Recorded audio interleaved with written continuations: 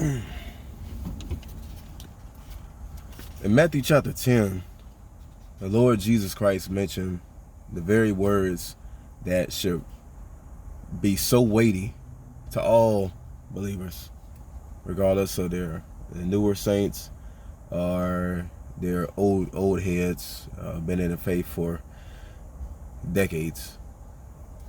What's going on, everybody? My name is Christopher Agason, Sola Scriptura, back with another video. And that is this. In chapter 10, verse 32, he says, "As whoever therefore shall confess me before men, him will I confess also before my Father which is in heaven." But the counter, verse 33, "But whosoever shall deny me before men, him will I also deny before my Father which is in heaven." Now, I remember this two passages in particular that drew my attention and helped me to zero in on this passage. And that's in Matthew chapter 14, of when Herod beheaded John the Baptist at the behest of a damsel who was dancing in front of him, dancing provocatively before him. And he made an oath, he swore an oath before her, and that's what she did. Well, that's what he did, because he felt he was bound to that oath. But you know, he already recognized John the Baptist as a righteous man, but yet he still did it.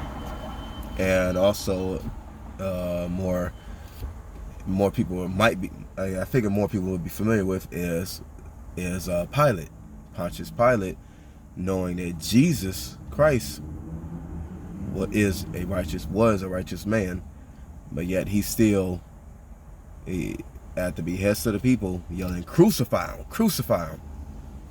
He still crucified him, knowing that he had that power, per se, the earthly power, to let him go free or to destroy his life. And he chose to listen to the people, to the voice of the people, and he killed him. He murdered him. I was like that. We all were like this. We're daily making decisions for Christ. Either, I remember when I was younger, and there's music, whether it be music, Christian rock, Christian rap, or just reading my Bible in public, or even having a conversation outside of my church to people, to my friends and family, and the people, because they know me, they know me for years, or however long the amount of time, as they were still like, "Oh man, well, we knew you when you were clubbing, or when I was younger, when you were you're going through your bad phase and wilding out, acting like a bad child and a bad seed, spawn of Satan, that kind of thing, and now you want to try and preach at us? Come on, man, I ain't listening to you." And even again, when I would be reading my Bible in public or reading my Bible in school, and people, my classmates, they point and laugh, and I was like, oh, because children are so high-strung about what other people think about them, and I was no different. And later on, even through high school, we're still so high-strung about what other people think about us, when we totally forget about and omit the very opinion of God, the righteous judge. What does he think about you? What did he think about me? I didn't want to do all those things because I'll be ridiculed, I'll be laughed at, be mocked, and people think what I'm doing was silly. And nowadays, I'm 36 years old, I tell these teenagers and these young children, like, hey, you gotta stop. You are a follower of Christ. Act like it. Don't be like, well, no, what my friends think, and my parents, and they say I'm going through a phase, and I'm just, no. So what about them?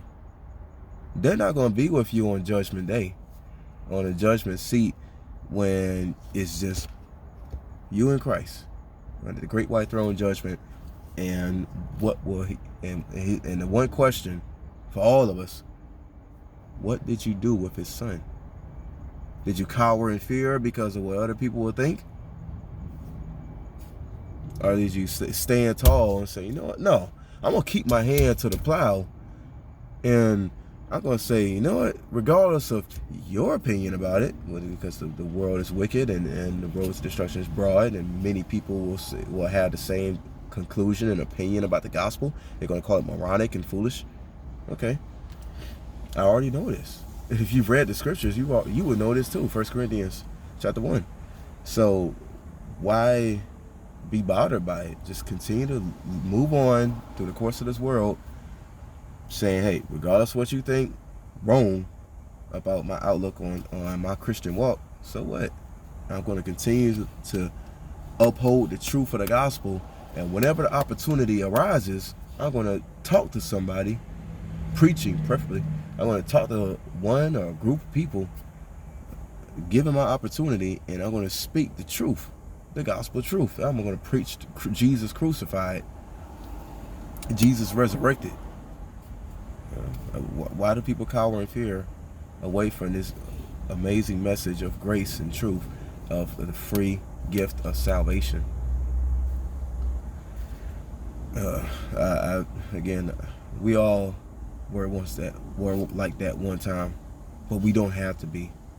By the grace of God, we do not have to still be in that same old mentality, thinking that what would other people think.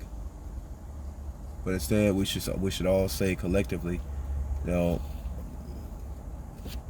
the opinion that the Lord Jesus Christ has of me and of all his sheep, all of his children, adopted into his family, that's the opinion that matters.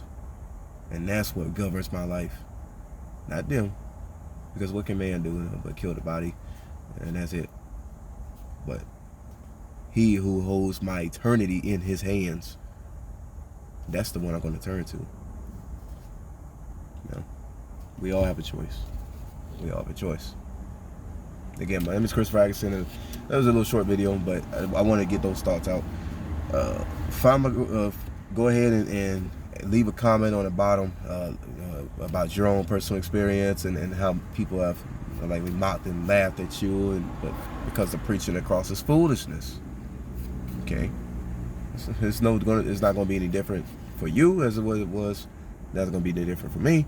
It wasn't 2,000 years ago, and it won't be 2,000 years into the future. You know, Christ should delay his return. So leave a comment. Go ahead and hit the notification bell so you know next time I post a video. I apologize for my voice. I'm still a little under the weather. But nevertheless, is also find my group on Facebook, Sola Scriptura, the same name, and go ahead and put in a join request. In the meantime, you in peace and serve your Lord. To the next video.